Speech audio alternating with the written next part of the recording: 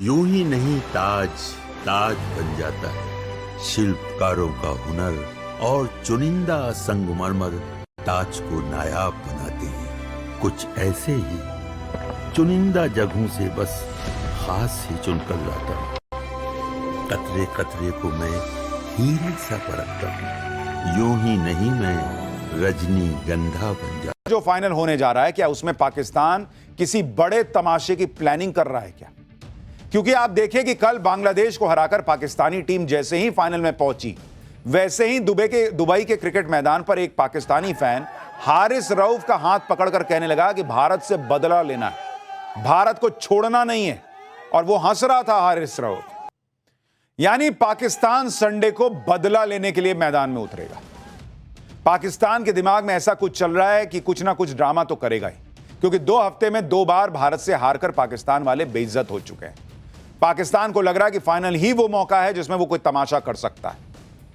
Asia cup में यह भी पहली बार हो रहा है कि फाइनल में भारत और पाकिस्तान का आमना सामना होगा। 28 सितंबर को पहली बार एशिया कप में भारत और पाकिस्तान की फाइनल में भिड़ंत होगी। भारत और पाकिस्तान के बीच इंटरनेशनल क्रिकेट में 13वीं बार किसी टूर्नामेंट या ट्राई सीरीज का फाइनल होगा। इससे पहले हुए 12 मुकाबलों में 8 बार पाकिस्तान और 4 बार भारत को जीत मिली है। पाकिस्तान से फाइनल में भारत को आखिरी जीत 18 साल पहले 2007 के T20 वर्ल्ड कप में मिली थी। इसलिए पाकिस्तान को लग रहा है कि वो इस बार भी भारत को फाइनल में हराकर एशिया कप जीत लेगा और अपने हुए 2 बार के बदले का अपमान का बदला लेगा। और आप देखिए कि पाकिस्तान में इसको लेकर कैसा जबरदस्त तमाशा चल रहा है। यानी पाकिस्तानी फैंस से लेकर क्रिकेटर्स तक इस फाइनल को लेकर ये अरमान पाले बैठे हैं कि एक बार इंडिया हार जाए, फिर हम कुछ तमाशा करेंगे। और आप सोचिए, ये तो 2 कौड़ी का देश है ना बॉस। ये जब हार रहा है तो गन सेलिब्रेशन कर रहा है, ऐसे 6-0 कर रहा है। इसकी खुद की इज्जत तो है नहीं। ये तीसरी बार भी हार जाएगा, इसका क्या जाना है? ये तो बेइज्जत होने के लिए बना हुआ देश है। सवाल यह कि हमने क्या हासिल किया एशिया कप में खेल के बॉस? गलती से, भाई स्पोर्ट्स है, कुछ भी हो सकता है। अगर मैच इधर से उधर हुआ और ये तमाशा करेंगे तो जिसके पास इज्जत है उसी की बेइज्जती होगी ना, इनकी तो होनी नहीं है। अब सवाल पूछ रहे जा रहे हैं कि भाई जिन लोगों ने एशिया कप में खेलने के लिए यहां इजाजत दे दी, फाइनल में इधर से उधर हुआ, तो जो ये तमाशा करेंगे उसकी जिम्मेदारी किसकी होगी? देखिए, पाकिस्तान ये भूल रहा है कि भारत 8 बार एशिया कप चैंपियन रह चुका है और पाकिस्तान सिर्फ 2 बार, और दोनों देश पहली बार एशिया कप के फाइनल में भिड़ेंगे। लेकिन उससे पहले ही आईसीसी ने पाकिस्तानी टीम को झटका दे दिया। 21 सितंबर को हुए मैच में साहिबजादा फरहान और हारिस रऊफ ने मैदान पर अपनी आतंकी सोच दिखाई थी। साहिबजादा ने बैट को बंदूक बनाकर फायरिंग का इशारा किया था। हारिस रऊफ ने हाथ से प्लेन गिराने का इशारा किया था।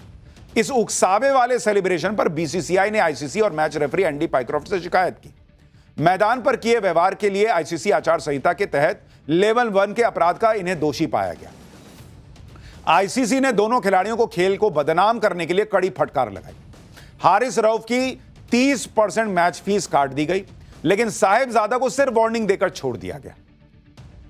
आईसीसी ने भारतीय कप्तान सूर्य कुमार यादव के खिलाफ भी चौंकाने वाला फैसला सुनाया। सूर्य कुमार यादव ने एशिया कप में पाकिस्तान के खिलाफ ग्रुप स्टेज के मैच के बाद पहलगाम के आतंकी हमले में मारे गए लोगों को श्रद्धांजलि दी थी। इससे बौखलाए पाकिस्तान ने आईसीसी से भारतीय कप्तान की शिकायत की। अब आईसीसी का तमाशा देखिए बॉस। जीत को पहलगाम के पीड़ितों को समर्पित करने पर आईसीसी ने सूर्य कुमार यादव पर मैच फीस का 30% जुर्माना लगा दिया। प्लेन गिराने का इशारा करने वाले हारिस रऊफ पर भी मैच फीस का 30% जुर्माना लगाया गया, जबकि बैट को बंदूक बनाकर दिखाने वाले साहिबजादा फरहान को कोई सजा ही नहीं मिली। सूर्य कुमार यादव जीत को डेडिकेट कर रहे हैं पीड़ितों को, तो आईसीसी कह रहा है कि तुम गलत किए हो, तुम पे 30% का फाइन लगेगा। और जो वो तमाशा कर रहा है आतंकी जैसा, उस पर भी 30% का फाइन। मतलब सूर्य कुमार यादव और ये दोनों बराबर हो गए आईसीसी की नजर में। ये क्या हिसाब हुआ बॉस? अब आईसीसी के फैसले पर सवाल उठ रहे हैं, क्योंकि मैदान पर बैट को बंदूक बनाकर गोली चलाने का इशारा करने वाला साहिबजादा मैच के बाद बड़ी ऐंठ में कह रहा था कि उसने जो करना था कर दिया, जिसे जो सोचना है सोचे। फिर भी आईसीसी वार्निंग देकर छोड़ दे रहा है। सजा से बचने के लिए साहिबजादा ने क्या किया, आपको यह भी बताता हूं। आईसीसी के सामने सुनवाई में साहिबजादा फरहान ने कहा कि उसने जो भी किया वो राजनीति से प्रेरित नहीं था। पहलगाम अटैक से उसका कोई संबंध नहीं था। साहिबजादा ने कहा कि मैं खैबर पख्तूनख्वा का रहने वाला हूं, वहां पर इस तरह का सेलिब्रेशन होता है, इसलिए मैंने ऐसा किया। उसने कहा कि यह उसका निजी जश्न था जो पठान संस्कृति का हिस्सा है। अपना बचाव करने के लिए साहिबजादा ने दलील दी कि एमएस धोनी और विराट कोहली ने भी जश्न के दौरान इसी तरह के गन जेस्चर का इस्तेमाल किया था। झूठ बोलकर और बहाने बनाकर साहिबजादा बच गया और अब एशिया कप फाइनल में आतंकी पाकिस्तान का एंटी इंडिया प्लान भी एक्टिव हो चुका है, जिसका खुलासा कैमरे के सामने बैठकर पाकिस्तानी एक्सपर्ट तक कर रहे हैं। ऐसी धमकियां दे रहे हैं जैसे पाकिस्तान में बैठे आतंकवादी भारत को देते हैं। पाठशाला में अब अगली क्लास। 1965-1971 के युद्ध करगिल से लेकर बालाकोट तक हर बार पाकिस्तान की धज्जियां उड़ा देने वाले मिग-21 का रिटायरमेंट क्यों हुआ है? मिग-21 फाइटर जेट्स की विदाई पर उसके गौरवशाली इतिहास का वो चैप्टर जो आपको जरूर देखना चाहिए। आज का दिन भारतीय वायुसेना के लिए ऐतिहासिक दिन बन गया है। करीब 62 साल तक दुश्मनों के लिए खौफ का दूसरा नाम बन चुका मिग-21 फाइटर जेट आज रिटायर हो गया। यह भारतीय वायुसेना को वो घातक फाइटर जेट है जिसने दशकों तक देश की सुरक्षा का भार अपने विंग्स पर उठाए रखा। यह मिग-21 फाइटर जेट है जिसने 1965 के युद्ध में पाकिस्तान के आसमान में उड़ान भरी और पाकिस्तान को भारी नुकसान पहुंचाया, जिसने 1971 के युद्ध में पाकिस्तान की हार की स्क्रिप्ट लिखी।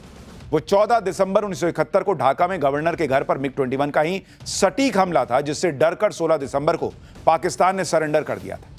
1999 की करगिल जंग में दुर्गम पहाड़ियों पर बैठे दुश्मन के ठिकानों को तबाह मिग-21 ने ही किया और पाकिस्तान को घुटने पर ला दिया था। 2019 में बालाकोट एयर स्ट्राइक में पाकिस्तान के चीथड़े उड़ा दिए गए थे और अपने सटीक निशाने से पाकिस्तान को अमेरिका से मिले F-16 फाइटर जेट को इसी मिग-21 ने मार गिराया था।